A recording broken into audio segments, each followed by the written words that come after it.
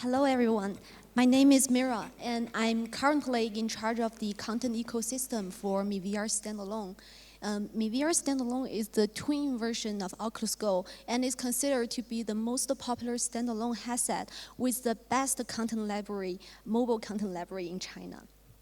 For the past 2 years, the goal of my job is to talk to as many developers as possible and bring their contents from overseas to China. In the current state of VR industry, I think the major obstacle to reach the mainstream popularity is still the lack of good contents. Because as one of the best headsets we have today as Oculus Go and MiVR Standalone, we can put users in VR without having to booting up their computer or inserting their smartphones with just one step, which is to put on the headset. Users can step into VR world and enjoy themselves. However, this is still considered to be cumbersome in comparison with smartphones. I know it's unfair to compare this with the already existing and mature industry like smartphones or console games, but our users would show no mercy. They will care only about how to make the best use of their time and money. And with this added to the user's experience cost, they demand high quality and attractive contents to make their loading time, their expectation, and their preparation worthwhile.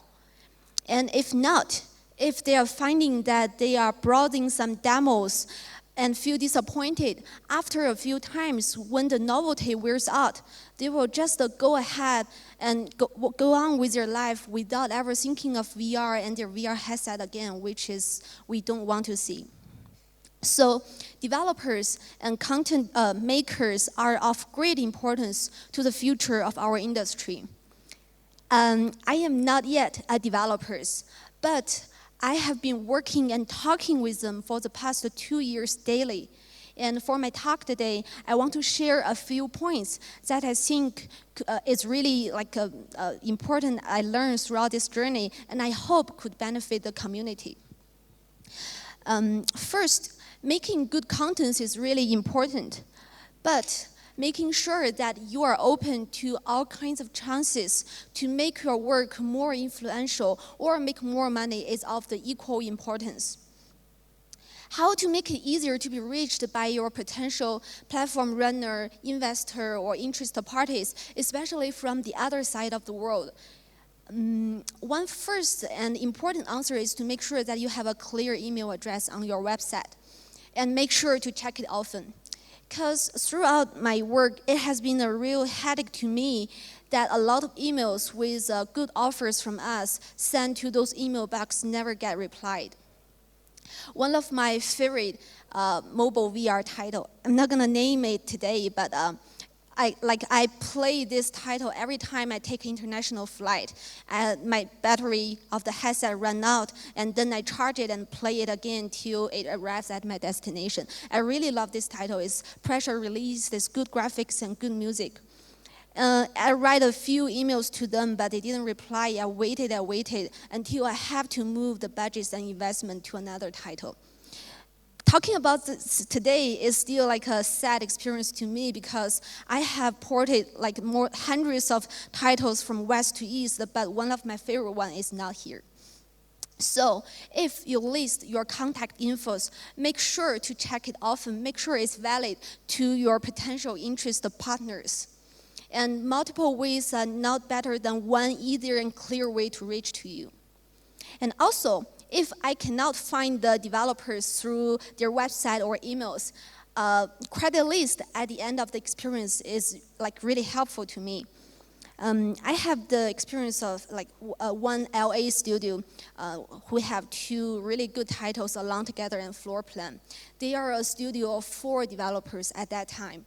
And I write them emails to their public mailbox, but they didn't reply to me. But later on, I managed to find a familiar name in their credit list, which is their tech support guy from Oculus. And I know that guy well, so he later on put me in touch with that LA studio. And now those 2 games are on VR platforms, performs really well. And I found that it's not just me who studied the credit list a lot. I once was approached by a Chinese location-based entertainment startup runners, and he asked me to put him in touch with an Austin studio. He reached out to me because he found my name at the credit list, and my name is here because I helped that game to translate into a Chinese name. I know that like these credit lists and email stuff seems so easy and so obvious, but maybe because they're so simple comparing to engineering, people or developers always overlook them. Second question always comes to me is what kind of titles performs really well on our platform? I'm not gonna talk about games type or strategy here today, as there are already a lot of talks and topics around this. But I analyzed those good performing titles on our platforms, and I found a few things in common that I want to share with you. First is from the platform's runner perspective. I found that for those studios who have good performing titles, the guy who takes the role of business development and the guy who contact us a lot is always the founder himself. This is not just true with those indie developers or small teams. This is also true with those biggest VR studios that I've ever known of. Because even those biggest one is like a team less than 100 people, and the founder is always the guy who knows the tech details, tech progress, as well as a business strategy, making our communication with him really smooth and fast.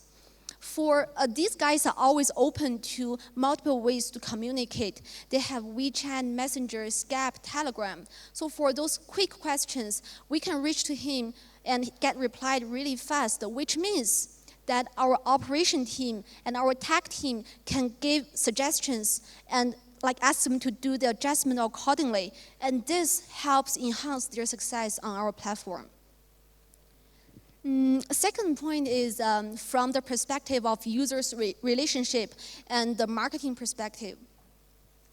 I found that the studios or the founders who are active at users forum and active at the users group and social media are the same batch of people whose game are featured a lot on all kinds of platforms and reach good sales.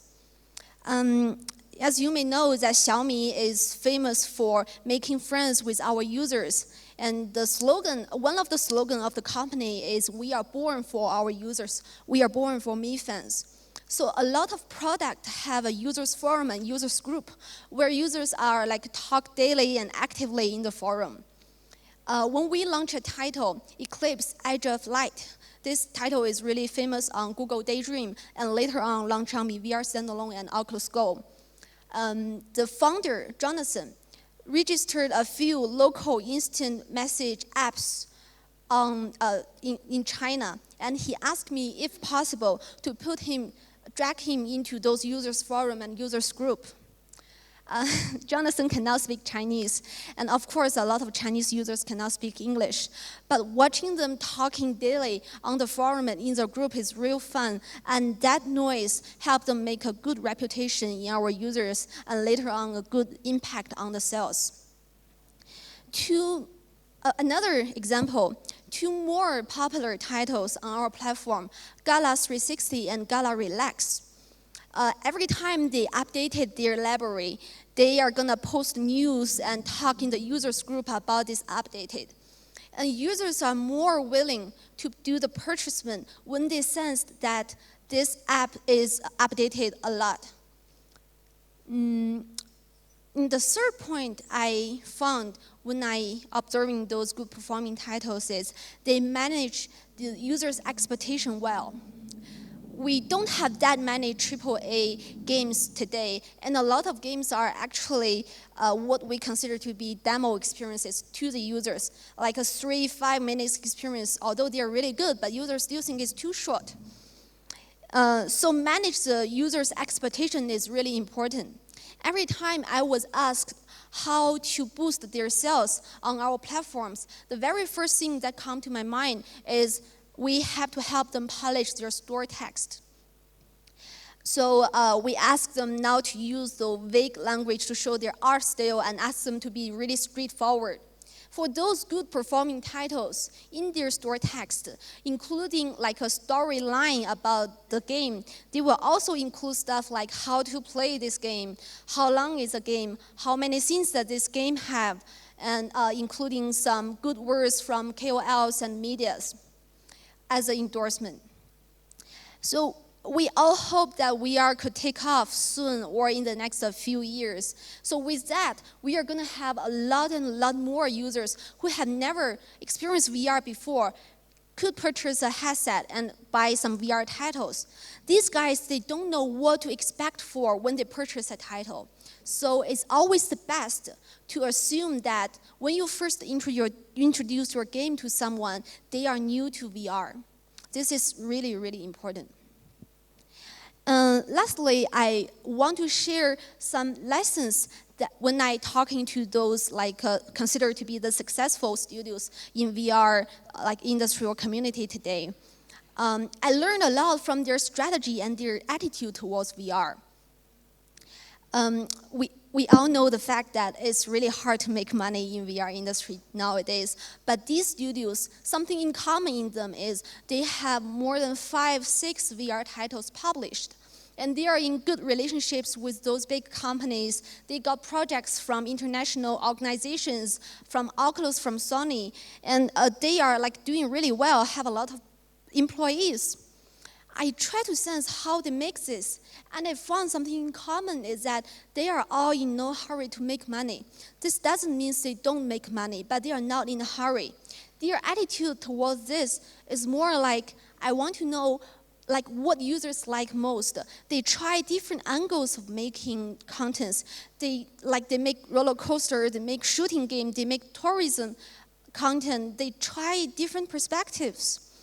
And they are not using a lot of money to do this. They are using their money really wisely. An example here is a studio that I know really well, Force Field from Holland. They have 80 employees, more than 80, and they have a lot of titles with Sony and with Oculus. And they will shut down their studios for a week yearly and have an inside hackathon, brainstorming, and make a lot of prototypes and show those prototypes to their families, their friends, and sense which is a good idea.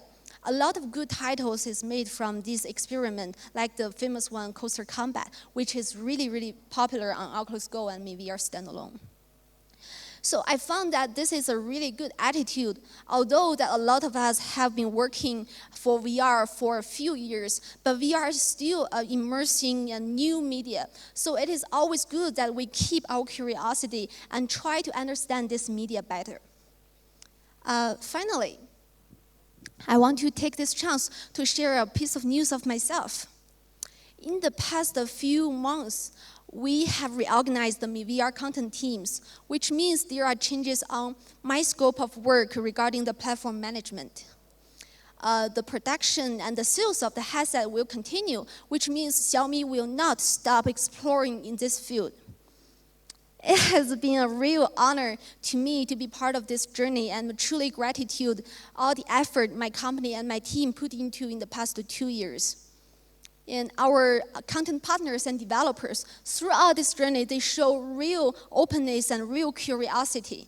Luckily that a lot of their works can still be experienced on VR standalone in the future. 2 months ago, I happened to have a chance to visit a remote area, mountain area in southwest China in Gansu province. Children studying there have never stepped out of the mountain they are born with. And they never know, they never experience how the world we are living in is like their parents and grandparents. And I show them VR standalone, and I show each kid a introduction to virtual reality, show them how Antarctica is like, how New York is like. And that is for the first time in their life, they have ever experienced how the world is like. This has a really good impact because these kids can from now on clearly picture their future to work hard for. 4 years ago, when I first experienced VR, I have always dreamed that through this new media, we could solve the issues of the unbalanced distribution of education resources. I have always waiting for a content like described in the novel Ready Player One, that kids can grow up and study inside. But before such content and such platforms comes out, I feel like that donating and showing VR to those isolated mountain area kids can make the similar impact and the good impact on those kids. So for my next step, I want to build up a small program to work with charity organizations, work with volunteers, or maybe developers to show and donate VR to those isolated mountain area kids. So if you have any ideas or resources or anything you want to talk with me, this is my email address and my contact info. I'm sure that these are all valid. Thank you so much, and that's all for my talk today.